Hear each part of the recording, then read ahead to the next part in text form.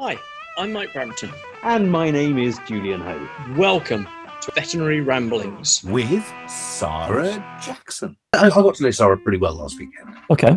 Yeah. So I think, from what I know of her, that she'd be up to us asking her a tricky question. Okay. Off you go then. Great. Well, when I say us asking the tricky question, I think it would be inappropriate for me to ask it. Why? So, if you could... What's your excuse this week? No, there's no excuse. I think it would be inappropriate for me to ask it.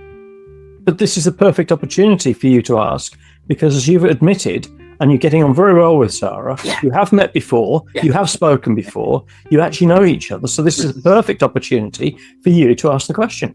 Well, Nick, so I think the question's always best asked by someone who doesn't know the victim in interviewing. I thought he was about to say the young lady there, but okay. Come on, Mike. Go on, hit me. Go on.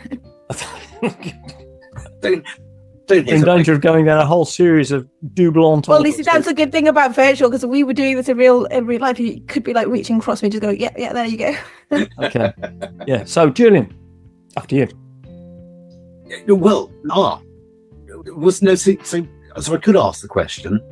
So, Sara, a little bit of history about this. We do ask quite a personal question, and for various reasons, I'll admit it, I get embarrassed about it and find it awkward to ask. But Mike is much better, I think, generally more empathic about these sort of things, and asks the question a lot better, because I'm getting tongue-tied already. I'm just absolutely curious now. What are you going to ask? I know. Well, I'm making it into a big thing. It's not a big thing. I have a bit of a problem asking it. That's the only thing. Oh, bless you, Julian. So, Mike, come out of misery. And me. Put him out of his misery. I'm afraid you're both remote, and I haven't got the license for pentobarbital. So, and for our non-vet listening friends, pentobarbital is the milk of human kindness, shall we say? Good way to phrase it. That enables us to do things in veterinary medicine that we can't do outside of Switzerland in human medicine, or some sites in Holland, in fact. Yeah, developing sites. Yep. Yeah, absolutely. Put him out of his misery.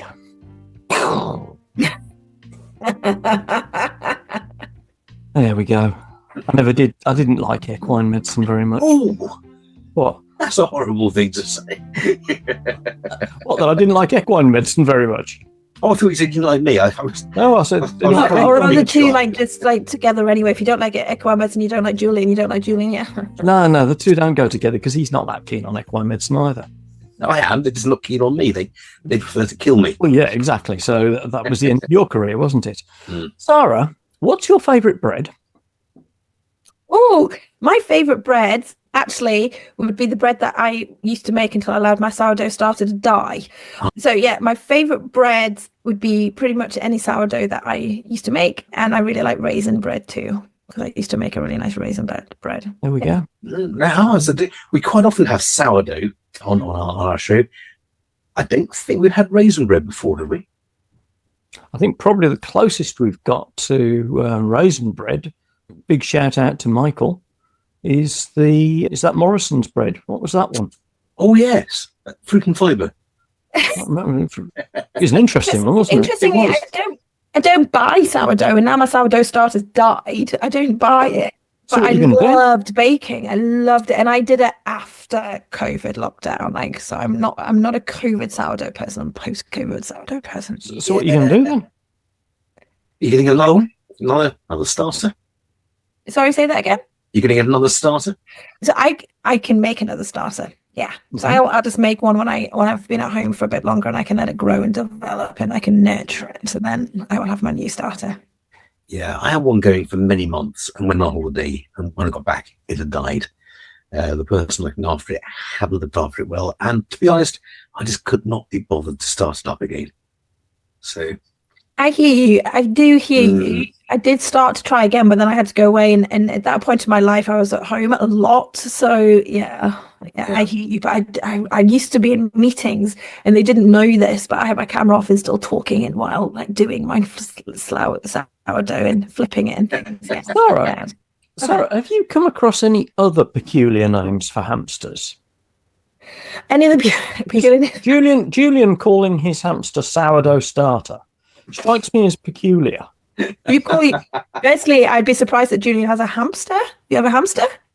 No, he used to. He called it sourdough starter, but then he went on holiday. And it died. Okay. Then it died. So He's got tortoises. other than raisin bread. Yeah. No, that's it actually. We're finished now. I think no more bread. We've done it. That's it. That's it. Is that the icebreaker? That was the icebreaker, and it didn't work, did it? We completely ruined it. Sorry. We had I to think take the ice is pretty much broken. I've still got to get to know Mike a little bit more, but I'm good. We broke it. Yeah, we broke it because you had to go on about my poor little hamster. I've thought for years. I could never work out why he disappeared, and I've only just put two and two together. Hamster called sourdough starter, and you admitting that you went away on holiday and sourdough starter died. Well, the person looking after it had a Sussex Spaniel and ate it. Ah, They do that. You know. They were trained do they? because they're quite close to the ground, so they can easily reach hamsters. But they do indeed have very short legs. Oh, you know about Sussex Spaniels, do you? Sorry, say again? You sound as if you know about Sussex Spaniels. Not very much, no. Oh, hang on. So for the listeners, Sara has a Sussex Spaniel. Looks like it's taped to. Is it? It's been ironed flat. No. It's okay. So it's a real one. The fashion guy Jeremy Hackett. So he has Sussex Spaniels, and he's a Sussex Spaniel Association president. And he puts it on his clothes. And so I have a Sussex Spaniel jumper from Jeremy Hackett simply because it has Sussex Spaniels on it. Ah, fantastic! And that's how so but you're associated with the association, aren't you? So I realized when I wrote that I'm hoping to be. Yep, my nomination is in, and I've been seconded. So the AGM is in March. So yeah, I'm very much hoping they will allow me onto the committee. Yeah, great. It's not a breed we see all that often.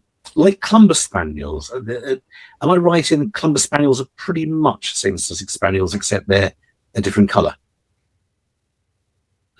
I'm going to say for those that are listening, my face has just gone slightly angry. And what are you talking about? So, no, they are very different, both their personalities and looks, and also how endangered they are. Can you guess how many Sussex Spaniels were born last year, Julian, Mike? 2. Too many.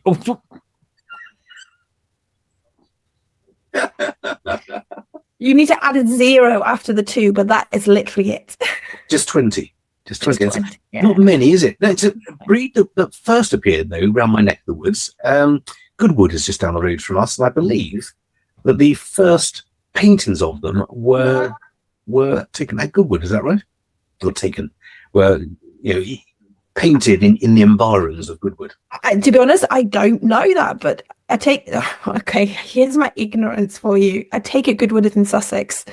Goodwood's in Sussex, yeah. There's a few minutes on Wikipedia earlier, so completely ignoring evidence-based medicine or anything. I looked at Wikipedia and thought, what can I find out in the next 5 minutes about Sussex Spaniels?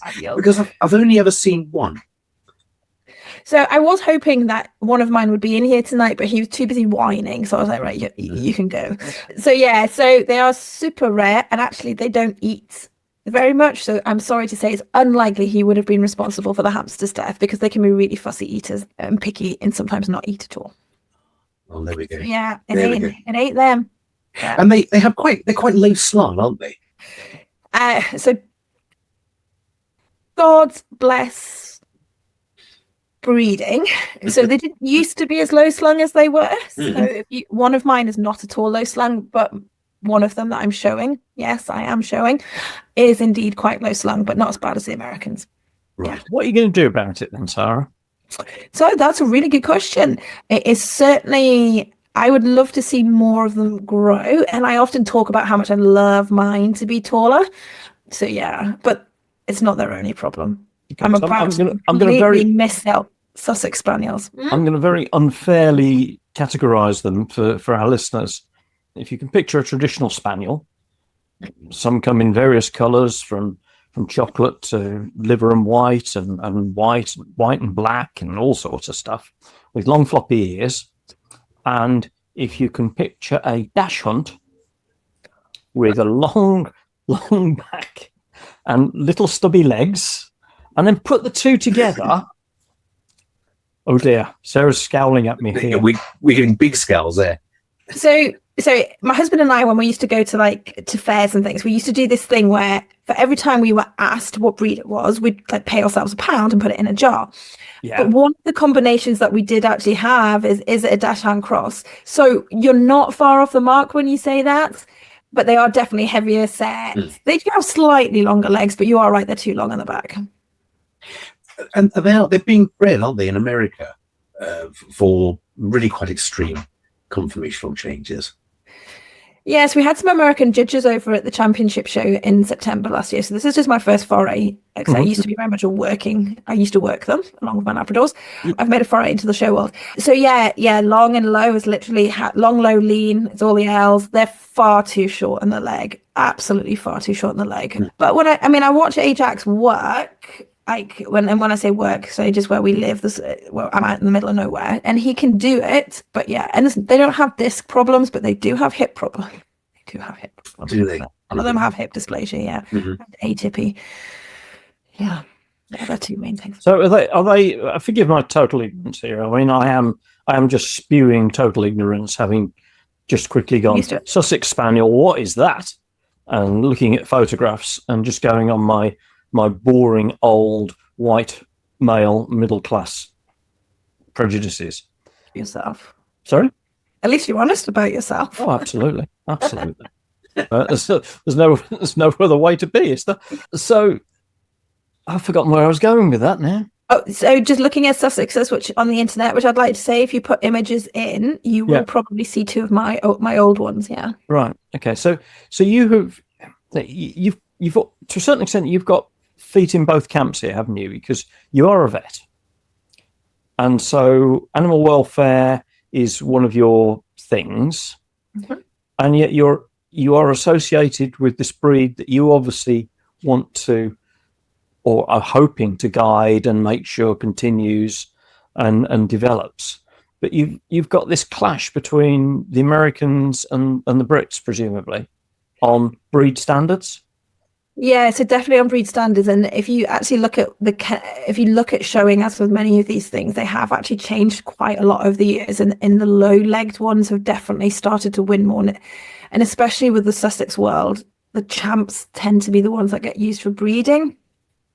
I think, there's actually another vet her mother is a really big breeder in the Sussex world. Sophie is the vet. And both of us ask ourselves how we're in this breed, but have this animal welfare hat on as well. So she's actually just written, what's she written about? Brucella recently, partly because unfortunately she's caught it through work. But yeah, so highlighting the risks. So, we've had talks about epilepsy. A lot of them need C-sections. I do want to look at breeding. I do want to look at the lines and why things are happening and then talk to people. But you've got to be incredibly careful. It's very easy to alienate them, isn't it? Yeah. So, for example, with some brachy breeds, and this has come up because somebody was a dual owner, and they had King Charles Spaniels, and when it came up about brachy breeders, they were very much always French bulldogs, it's this, it's that. And I'm like, okay, I understand we can't say about King Charles because we don't say many of them, so the evidence will not be that high.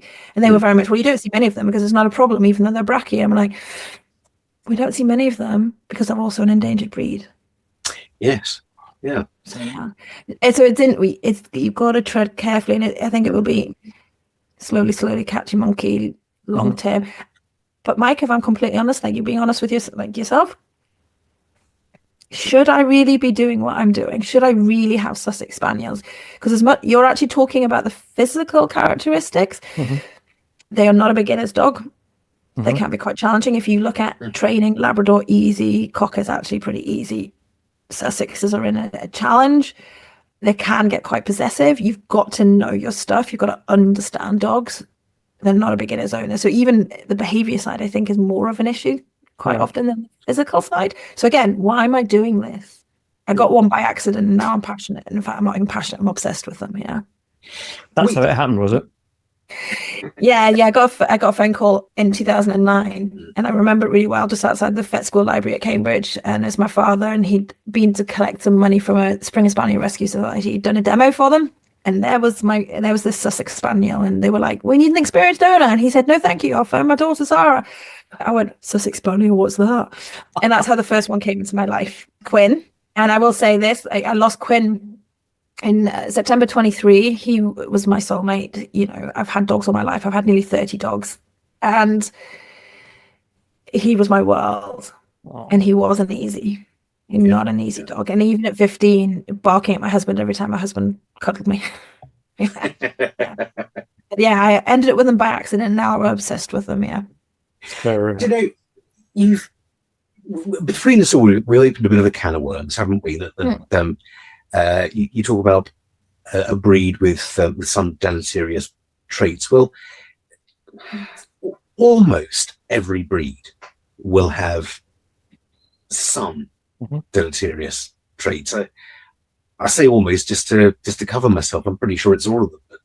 But yeah, they're all going to have some deleterious traits, but by the pure fact that they are monohybrid, that they are line bred, inbred, interbred to some extent.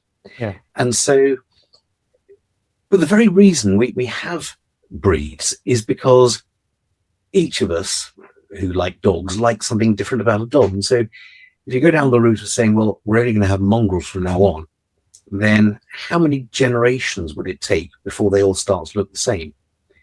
And we start to lose the variety, which is the very reason we had breeds in the first place. So I could say, well, I'm a Labrador person. I can't see why we wouldn't all have Labradors, well, except for the elbow dysplasia and hip dysplasia and the tendency to get pancreatitis and okay, fair enough. Oh, and ear problems. Right. In that case, no dashes. Oh no, spines. Yeah. So we do want breeds. We do want different breeds, and so we may as well keep the wider selection of breeds that we can, because actually what you're trying to do is to make the distinctive Sussex Spaniel a healthier breed. So that can't be a bad thing. And the best way of doing that is to become a breeder, or at least become a shower. Because if you're then... Oh, thank you so much. I'm totally going to tell my husband that. This is a great, actually, you do make a great point. And because my husband said, you've always said you'd never show, and here you are doing it. So I'm going to tell him that. Well, you've been ambassador for the breed, haven't you? Yeah, so I would agree, and I want to continue to be an ambassador for the breed within the veterinary community, because they are so rare and do have some very distinct problems like their ears. And I do agree, actually, the deleterious effects, I can't pronounce that properly, but yeah. And of course, I mean, the breeds have really only just shot up the way they have in the last 200 years, maybe 300 years. And my passion really are dogs, and really, and my background pre-vet schools and behavior, and really understanding dogs for their own intrinsic value. So while the human dog bond in what it does for our mental health is so important, but we have millions of dogs in our households, millions of them. And again, if we come back to the human factor stuff, I'm interested. It's not just about looking internally about what they can do for us, but looking at them for their own value. Yeah. And understanding them, which I don't think a lot of people do. Controversial? Well, no. Is it controversial? Let's go there. So what do you see as being the main benefits of dog ownership? For the humans? The humans, yeah. So actually, this is a really good question, because if we look at some of the psychology as veterinary surgeons that we need to try and understand in that consultation room is, what does that dog mean to that person? Is it a tool? Is it a surrogate child? Is it something else, X, Y, Z? And that's such an important thing to understand when we do our work. Okay, so I'm very open about this, but I had quite a tough childhood. I've had mental health issues. So one of the, getting through that, my dogs have become an emotional crutch, which they become to many people. Getting people out, just walking, being able to love something, feeling that they have something to love them. But again, we anthropomorphize and put our needs onto the dog. Which is why we have the term fur baby now, don't we? Which makes me cringe. I heard that. How many times did I hear that at the Spears conference? The fur babies. And you will not hear me say that. At which conference? Sorry, say again? The watch sellers. Yeah, the watch sellers conference. Yeah. I didn't realize that. So I struggle with that concept as fur babies. Do I treat my dog like a baby? To some extent, yes, I do, because I don't have children, and I do emotionally rely on my dogs. There's no two ways about it. But they are dogs, and I don't mean that in a bad sense. I mean that in the sense that they have their own needs, they have their own behavioral structure. You know, they have their own emotions and feelings. And some people might actually say dogs. So those who are dog owners, what, dogs don't have emotions and feelings? Well, yes, they do, because they can learn with their brain constructs. They have the cognitive ability to do it, and they can have the physiological feeling. So, for example, they won't know jealousy is jealousy in our cognitive way, but they do have a physiological response to a given situation. So, yeah, they do give us so much. Are we always fair to what we give them? I'm not always sure that we are. In what way? Why? So firstly, obesity. Obesity is a big problem. And, I even have you or me, Mike, when she says that. Me, but that's fine. That's perfectly appropriate. I was putting out my jumper. Touche, and 1-1, I think, is the score on that one. Okay, that's fine. I'm in that camp. I'm definitely, having just had those photographs taken with my Sussex Spaniel, I'm definitely can see they're bigger than they were, these cheeks. But so obesity, it is killing with kindness. And the amount of time, how can you say no to those eyes? I'm like, yeah, I get that. My dog's really cute too, but just no. Also things like, again, coming into the consult room, inappropriate reward and inappropriate punishment. People not taking the time to train their dogs, not understanding what training means. Again, not being able to really understand both emotionally and physically what the dogs need, not being able to read their body language, misinterpreting their body language. And actually, that can cause some quite significant problems. Yeah. He's and smiling. sometimes He's happy to see you. That's why he's showing his teeth at you. Don't move quickly, by the way, because you might nip. That's actually massive in the Sussex world, because they have a really strong submission grin. And people think, it's grinning at me. And now you can make it so it is a positive, because you inadvertently reward the grin, so they will grin to get a positive reward. But again, just talking about the same thing, he pees with excitement. He's probably having conflict behavior and it's anxiety. Sure. So yeah, so it's seeing all of that, I think. Yeah. Can you tell I'm passionate about it? I can. That's absolutely fine. It's brilliant. It's great to see that. No problem with that at all. Dogs need, I think, to know whereabouts they are in the pecking order. And the big problem I see with the clients coming with so-called fur babies are that the dogs feel as though they're in charge sometimes. Oh, excuse me, I'm going to let the dog out, because the dog's just... Okay, yeah. The dog's asking me to go out now. I've just got the paw on the lap thing, so that means that I have to walk through the kitchen and open the door. Yeah. I'll be back in a minute. Not a problem. Not a problem. That's real spaniels for you. I'm going to have to ask in a second what you mean by that, in terms of, I'm assuming you have spaniels? Me? Yeah. We lost our spaniel, but I look after one on a regular basis as well. And both of them, both dogs have trained me impeccably. So I will be sitting, busy working, and they'll probably lie down on the bed or on the skin behind my chair, and then periodically they'll go, I want some attention, and the best way I can get that is to interfere with whatever Michael's doing right now, and he can let me in the garden. And both of them have got me trained in exactly the same way. Absolutely. So they know exactly where they are in the pecking order. Yeah. Which is what I'm on about. Yeah. Yeah, exactly. Yeah. So I'm going to come in here. So, I mean, I haven't done any behavior work for about 15 years, but this pecking order thing is really interesting and really doesn't exist in the way we think it does. No, I'm only saying it to engender a bit of fiery discourse. Okay, that's fine. Okay, that's fine. But carry on, Sarah. So it's so resource specific. So like when I had 6 or 7 dogs in one go, you know, a dog who he didn't really care that much about food, so anyone going to take his food, but you try and take human attention away from him, you know. So very, very individualistic, depending on what the dog needs as well. Yeah. But what they do like generally is consistency. And so absolutely, they need consistency. And like what you were saying before, a lot what we do to them means that they don't often have the confidence to stand on their own 4 paws. And that's why we get an issue, because we take that away from them and we actually take their confidence from them. And it's give them mixed messages. So it's okay for them to behave in a certain way on occasions, and then suddenly it's not okay.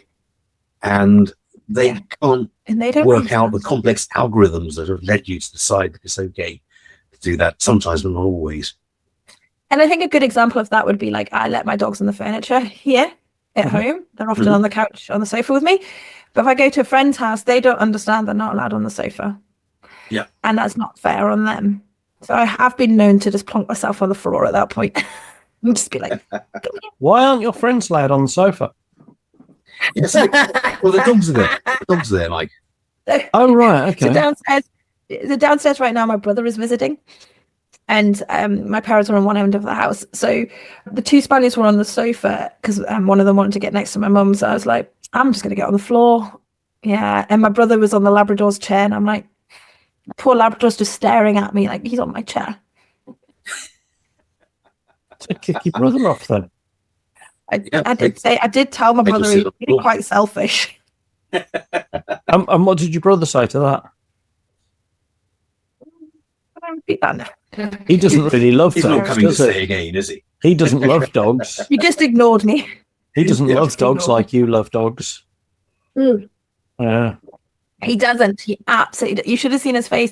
So again, I am a vet who doesn't mind the dog licking my face at all. You just should have seen my brother's face. He's like, whoa. So just for everybody, I'm making a shocked face. I know. And we had a bit of the blank, noise-free, sound-free recording there, which is always good for podcasts. And when people driving, they look down at the tape recorder and think, it's not working. It's not working. Yeah. I could just go get my spaniel and let him lick my face again so everyone hear what it sounds like. Yeah, if you would, that'd be good. So now you did a lot of trauma work, didn't you? So you were in, is it Vets Now? Yeah, so I joined Vets Now 6 years after vet school when I was there for 8 years. And, you know, I joined because I really felt that when it came to things like pain relief, fluid therapy, in general practice, I wasn't reaching what I considered to be a standard that I'd want to be at. And, you know, they are a great company for evolving and, well, basically quality improvement. I mean, as I've come to know it, that's fundamentally what they're very good at. Yeah. Yeah. And they taught me so much. And you don't work there anymore. You're not an emergency clinician. So I got caught up in Vets. I went through restructuring 23 and 24, and I got caught up and unfortunately lost my job through redundancy in 2024 in July. So 8 months ago, 10 months ago now, 8 months. Yeah. Yeah. It has turned out not to be so unfortunate, isn't it? So I was already beginning to meet up with people from VetLed, for example. And I was going to take my annual leave. I mean, crazy vet person, take my annual leave, do some teaching for VetLed, but also the BVA, Great Veterinary Workplaces. You know, I have also volunteered. So I think I started actually about 9 years ago with the Northeast Veterinary Association, who are a BVA regional group. And then I've gone on to BVA Council. And then I heard about the Great Veterinary Workplaces. And I'm really passionate about the people in our profession. So actually being made redundant, yay, great. Thank you. Yay. What is you're holding up? Great Workplaces, bva.co.uk. Yeah. Yeah. It's the BVA initiative. So what's that all about? Well, how long have we got now? So probably a couple of years ago. So, before I even heard about it, they came up with good veterinary workplaces. So that's a framework. And it was like what you call like a non-compulsory code. And they decided to go a step further. Let's actually be truly proactive in helping veterinary teams, and this is clinical and non-clinical, develop from where they are and might be where they want to go, or maybe they're already there. So they took that and they actually took a framework and created an accreditation scheme. So I was in the first cohort around about actually June, July time, being interviewed to become an accreditor. So we went through some quite robust training with some psychologists, learning about it, and then they get in touch with us. We chat to them from the accreditation manager. They get a survey asking how long they've worked there, what their position is, actually their age, everything like that. And then they get. Sarah, can I interrupt for a moment here? Yeah, I may have missed a point here, but you're talking about helping them go to where they want to go, or they may be already there. Is this like the world's your oyster? What do you want to do, or is this a guided program to what? I don't know. Yeah, so it's a guided. It's a program. It's probably not the right word. So okay. So they've done a lot of research about what a great veterinary workplace in an ideal world should be. So based on physiological and psychological health, right? Based on learning and development, based on in the whole team and management. Yes, so it's a whole team thing. Mm-hmm. So it doesn't matter what your position is; everybody is included in this. And except for the receptionists, presumably. Say again. Except for the receptionists. Just the receptionists, as people say. I'm just a receptionist. Yeah. Everybody in the whole team. And that's why it's so vital. Yeah. And then they get questioned about, what's your work-life balance? What's your support for flexible working? How do you feel your leaders are? What's your opportunities for development? There's lots of questions. And then people like myself then interview a number of team members, and then we will let them know where they're sitting. Mm-hmm. And that is, there is a numerical scale, but it's all done with a whole bunch of formula in maths and all this other stuff. But we then do a report for them, a full written report. And then we have a follow-up meeting with them to then go into more depth with that report. And they can either be gold, silver, or working towards. And we've had a number of silver so far, which is really great. And then, so we're building up the momentum at the minute, really trying to get clinical and non-clinical workplaces to become involved. And I'll be honest with you, being at SPIVs, that great conference, I didn't actually realize how cheap it is per head. So I think they worked it out something like £30 per head per month. I can't remember the size of the practice, but it was for what you can get back from it. So I was just about to ask, what do you get? What are the benefits of it? So I'm guessing staff retention.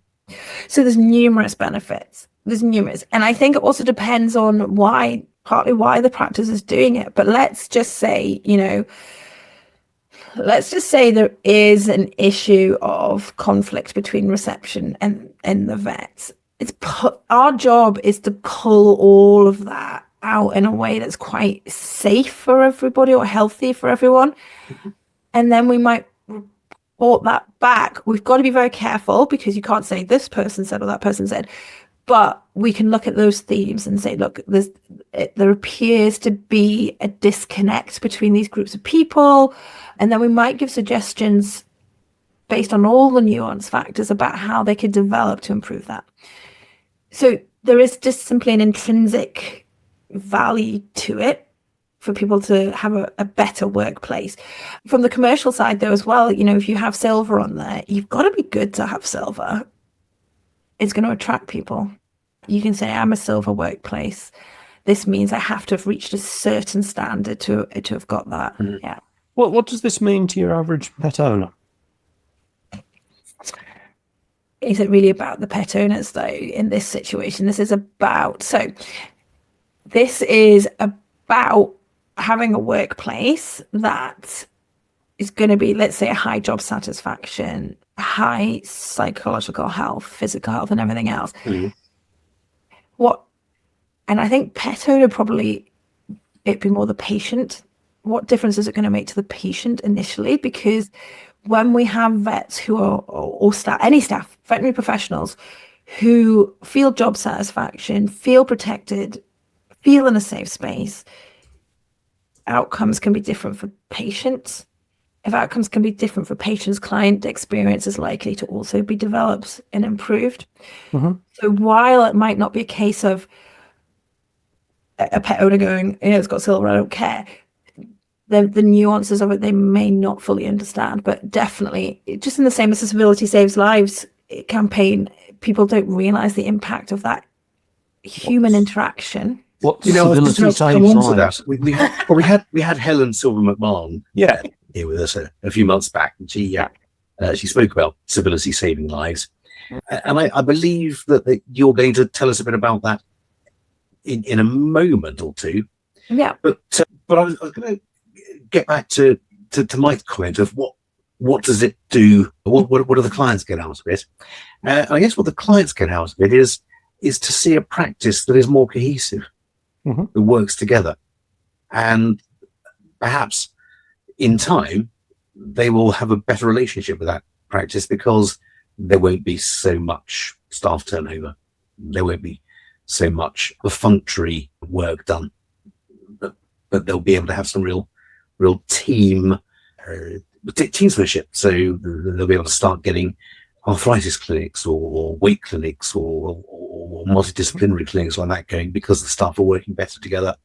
They'll have sorted out their work-life balance and decided they all like work so much that they can spend longer hours at work, so they can do more work and treat more animals. Excellent. Like we used to do back in the good old days. Like we used to do before we were smooth. No,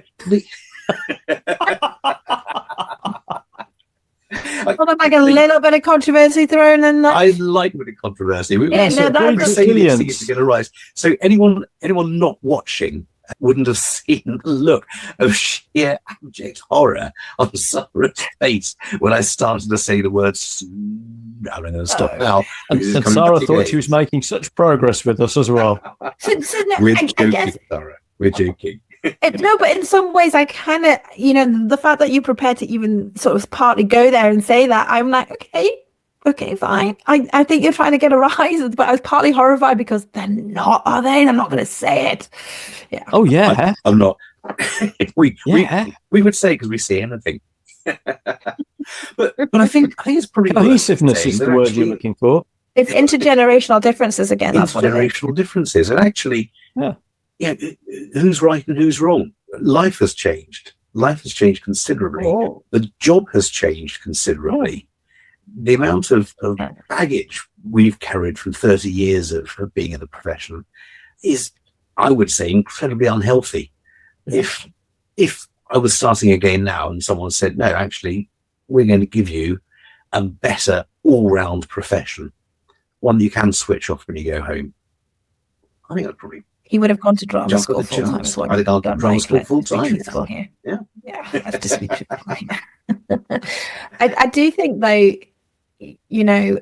I think you are right, but I think the bit that I want to say there about being right or being wrong, because everyone can be both right and wrong at the same time. What? Schrodinger? Well, perception. Well, can we? Schrodinger's perception, is that what we're going to call it? Is that what if you want to? Yeah. But I just find, and it's another thing that we talk a lot about, is how do you deal with those conflicts? Like, how do you actually talk about them? Because it's often different perceptions of the same thing, but they both have truths in them. Yes. So, Both points of view are valid. Yeah. So again, it just all comes back into the psychology. And that's matter if it's dogs or humans. That's where civility comes in, isn't it? Because civility is born from respect. You can be perfunctorily civil while you have no respect for someone, but you can't really be civil over a long period of time unless you have respect for that person. I think. I would agree with that. I think because sometimes we have to work, because we're professionals, work with people that we don't respect. And I think, that can eat away at you as well. And you can and if that becomes very stressful for you as an individual, you can actually become inadvertently uncivil at that, or incivil at that point. Yeah. So I think that's a really good point. Yeah, I think, that's valid. Valid, Julian, valid. Yay! I said something valid. I agree with your truth. That's the last valid thing I'll say. But Mike is surprised I've never said anything valid. Yeah, his jaw dropped there. Yeah, dear. Okay. So, Julian, you said that Sarah was going to explain this in a minute or in a moment. Were you referring to a minute? I was going to say in just a minute. In just a minute. Sara might tell us something about civility. Or as in 60 seconds? Yeah. As in 60 second CPD. As in 60 second CPD. Which is, dear listeners, valid, certainly valid for your RCVS CPD claim. It is. In fact, the whole of Veterinary Ramblings is valid for your RCVS CPD claim. So all you have to do to meet your 50 or 60 hours is listen to 40 or 50 episodes of Veterinary Ramblings. Write it down. Write a couple of interesting questions from things you learned on Veterinary Ramblings. Bob's your uncle. You don't have to go to London Vet Show. You don't have to go to Paid's CPD. You don't have to go to Spooks. You don't have to go to BSAVA. Oh, you do have to go to the BSAVA. Yeah. You do have to go to the BSAVA. But you have got all of your CPD requirements all covered in that one-stop shop known as veterinaryramblings.com. Anyway. So does that mean me too today? I can actually I can do today's prep. Yeah. We challenged this. This episode hasn't been released yet, so if you're listening to this one, spoiler alert, go back and listen to previous episodes of this particular series, and you will hear the ex-president of the RCVS proclaiming that Veterinary Ramblings is valid as a CPD claim. Yep. Wow. There you go. Right. So. Seemingly, we cover interesting stuff that's sometimes relevant in veterinary medicine. So who knows? Allegedly. Never said by me. No, I'll just say it because I exaggerate a lot. So, 60 seconds CPD. Have you come across this, Sara? Only in the reading I did for this podcast. Oh, so, dear. And I didn't listen to anybody else's. Sorry. Is that because you're just going to forge your own path? I'm just going to go independent. Yeah, see what happens. Hope for the best. Okay. So just probably realised, actually, having just done a 2-minute video for another interview, I was like, actually, there's not much you can fit in 60 seconds, but I can try. Well, there's a lot. There's a lot. How you do it. Don't underestimate it. Yeah. So, Sara, what's our 60 second CPD going to be called? I shall introduce you. So, 60 second CPD is civility saves lives, but it's all about common sense as well. Okay. So, Sara, 60 second CPD, civility save lives, and common sense, starting now. Well, where are we going? So we all think that it's just common sense to be civil, and it's just what we do to be really nice to each other.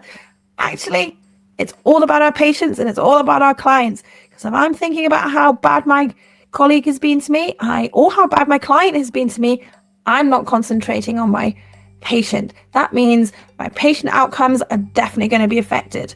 So next time you're feeling like you want to be a little bit rude, or you've had a really nasty emotion, stop, think, take less than 60 seconds, decide on how you're going to behave, and be civil to each other, because ultimately that means we're all going to be able to stay with job satisfaction in our job, and we're all going to have the same mental model, which for all of us is going to be driving forward patient outcomes, patient safety, and happiness, hopefully, within the veterinary workplace. And I have 5 more seconds, and I'm done. Well, that's all right. By saying I have 5 more seconds and I'm done, you were done, and that was great. But actually, you've got 5 seconds for questions. Yeah, huge amount you fitted into 1 minute. It's quite easy, isn't it? Have you ever done that before, Sara? No. There we go. Well done. So, but that's great. I mean, so that fits in with the great workplaces, doesn't it? Yes. Being civil is all part of that.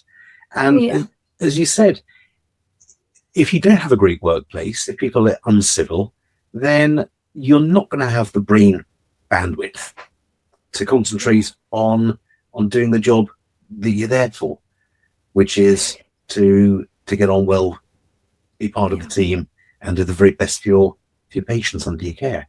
So that's great. So so I came across this pre-COVID, actually. So nothing for once, in this case, to do with Helen or vet-led.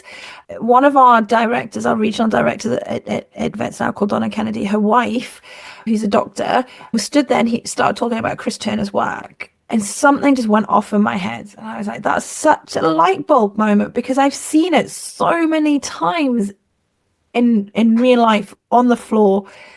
And I always use real life examples. And of course, I've learned more about it through Helen, through VetLed, started to bring it into my own leadership, started to talk about it. And now it just makes so much sense to me. Mm-hmm. And people do just think, oh yeah, but I'm sure I am nice. I'm sure, it's all just common sense. And really, actually, it takes a lot of power, cognitive power, to really think about it.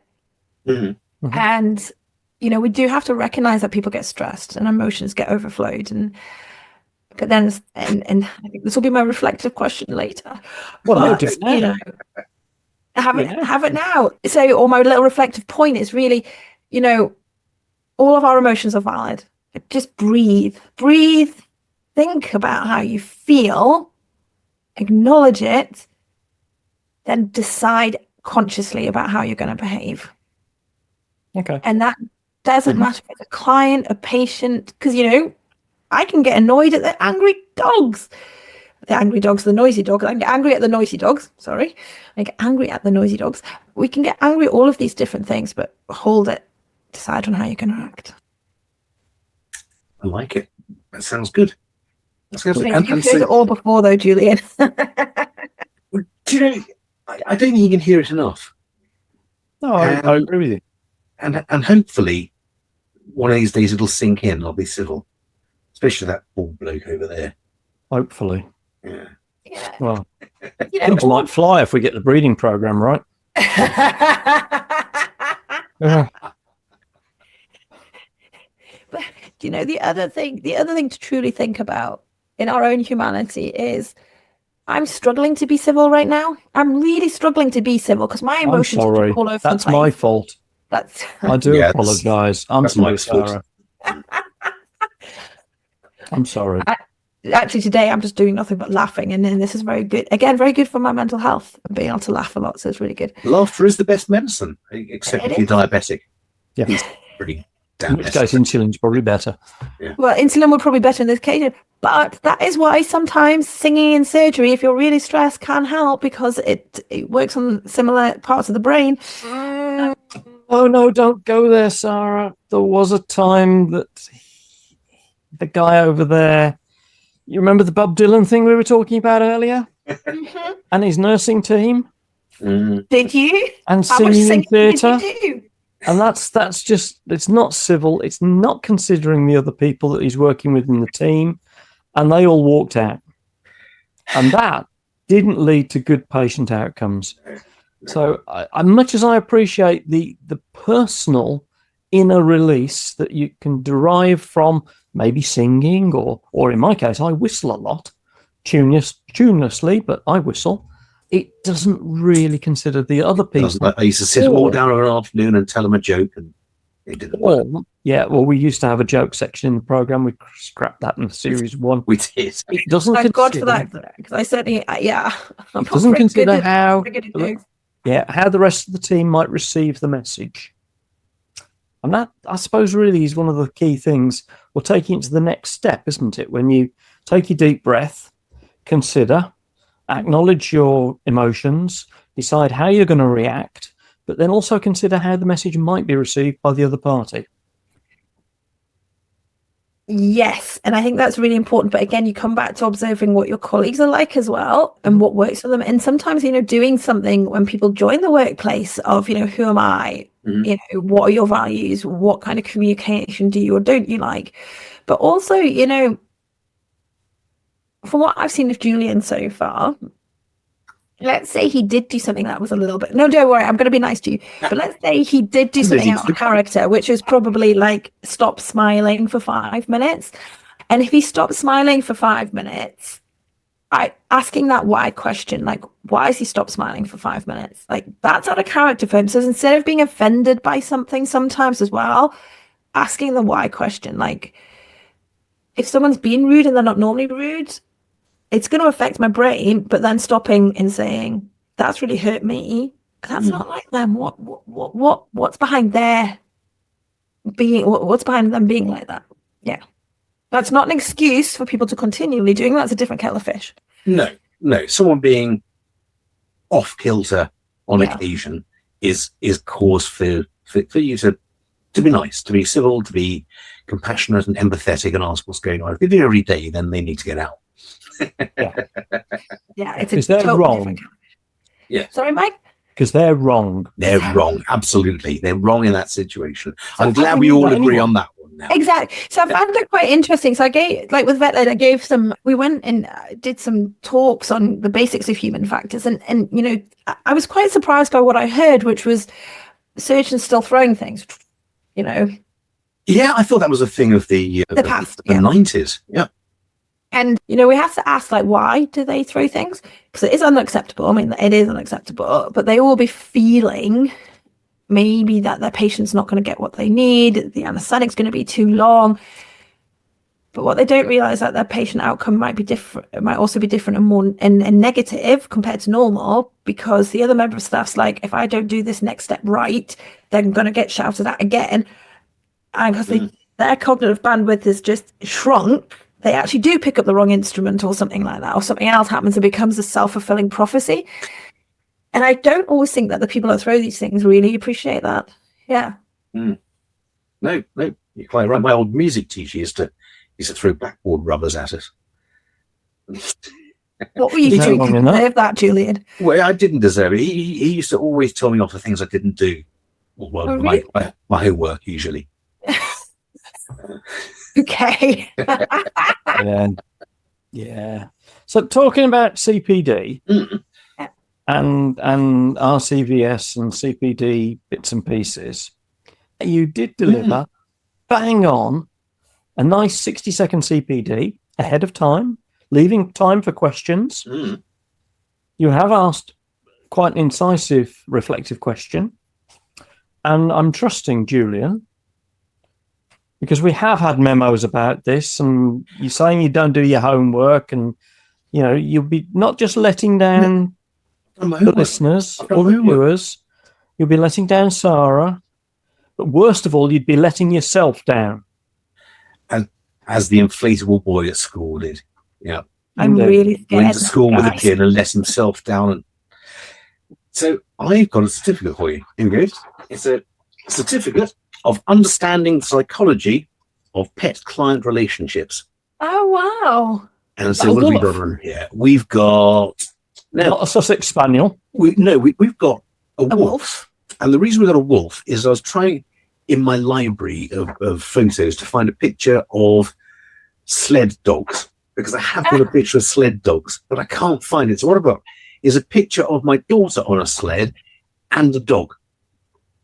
So might be doing that because for the last 2 years I've worked on the second longest sled dog race in the world. No, I didn't know that. For some reason, yes, I did. Okay, I was going to say you did know that, because I think so. They're just around 1,000 miles, and this one is 750 miles, 1,200 kilometers. Yeah. Where's it go? It's a long old way, isn't it? Yeah. So it starts in Ulster, North Norway, goes all the way to the Russian border, and then back again.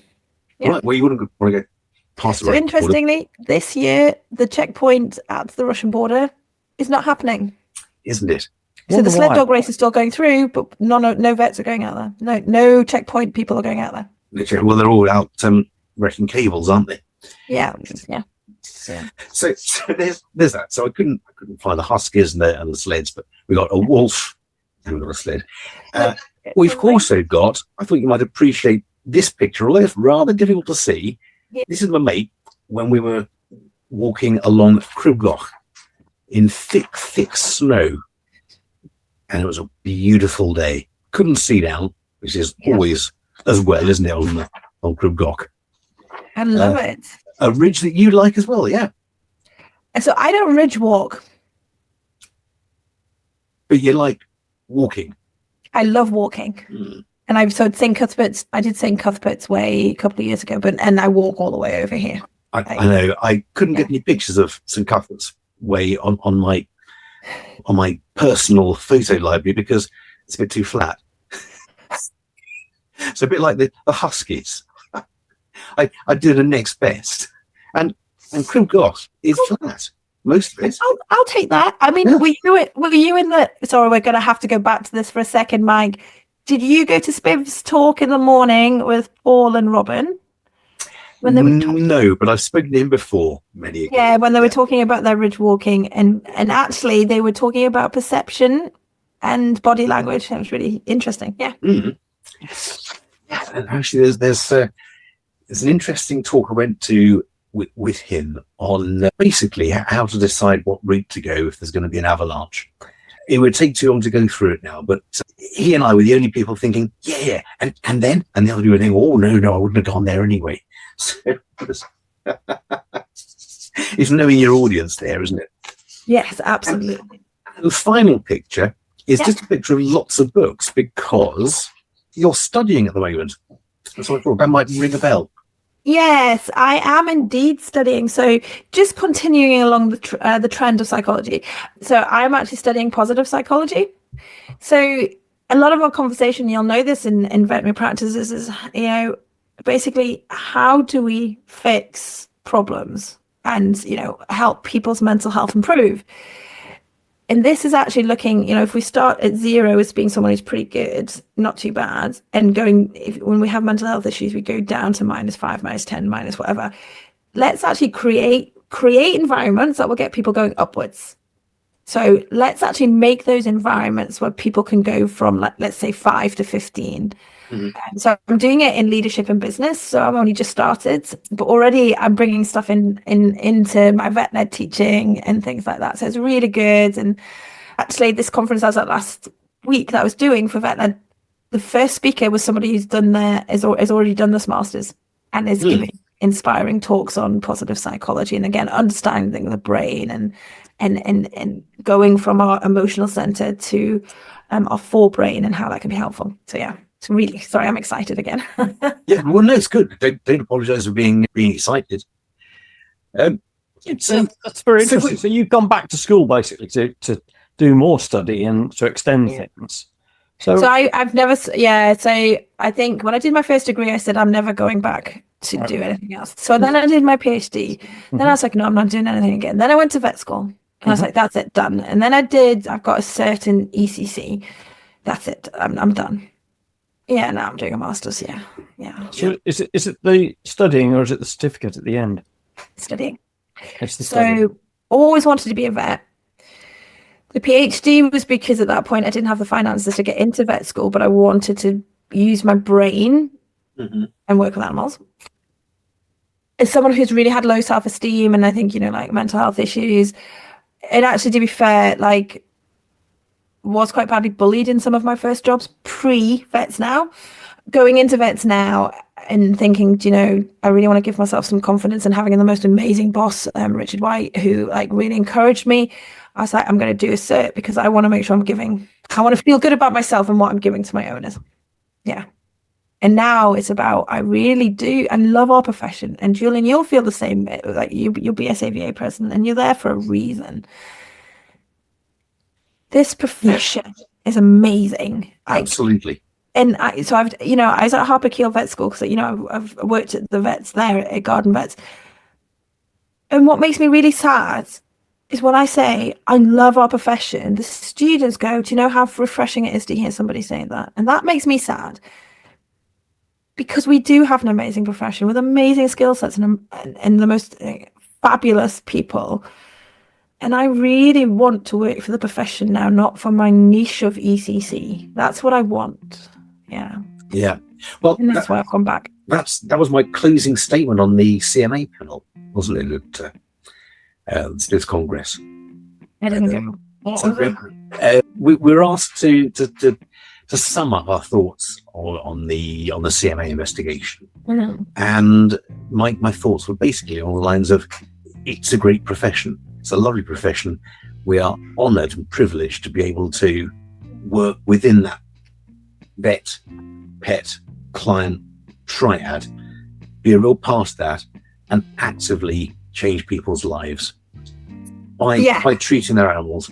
And we can do that as part of a fantastic team and go home, sleep well at night. And if we need the CMA to reboot us because we've lost our way a bit, then bring it on. Yes. And also give ourselves that knowledge that, you know, we are good at this and we have so much to give as humans. And again, like you with the CMA, so I'm on the BVA working group for the CMA. And, you know, the thing I really want for the CMA, because I love reflection, is for us to have that, but also start to bring clients and the veterinary profession back together with that trust, but also bring veterinary professionals back together, because I do think we're beginning to see fractures, and just bringing them all back together. Yeah, back to basics. Absolutely fabulous and great sentiments. And on that note, I think it probably beholds the clock says it's ticking on my wall behind me, and probably time for me to say, Sara, thank you very, very much indeed for sharing such insights into your career and where you're going now and what you're doing and Sussex Spaniels. And Sussex Spaniels. Yeah, I was forgetting about that. But, and to our listeners, if you've enjoyed what you've heard and you've got any questions, drop us a line. We'll do our best to answer them. If you've got any ideas or any topics that you want us to cover, drop us a line and we'll do what we can. And please pick up the podcast on any of your streaming networks or off veterinaryramblings.com and do subscribe, because it really does make a difference and help. So, Sara Jackson, thank you very much indeed for joining us on Veterinary Ramblings tonight. May your dog go with you. May your dog go with you. Thank you so much to both of you. This has been a fabulous experience. Thank you. Cut. Have you enjoyed yourself? Yeah, no, I have. You have actually genuinely made me smile a lot. My cheeks are aching. Good.